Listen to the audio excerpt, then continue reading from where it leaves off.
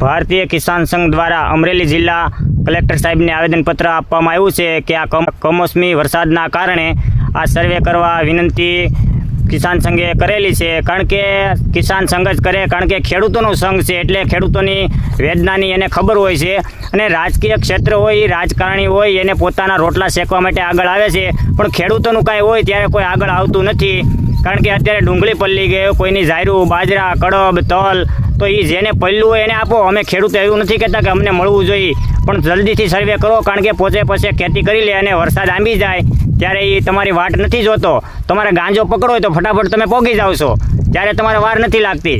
કોઈની નો પાર્કિંગમાંથી ગાડી પકડવી હોય તો ફટાફટ પકડાઈ જાય છે, ત્યારે વાર નથી લાગતી. ડ્રોનથી થઈ જાય છે બધું કામ.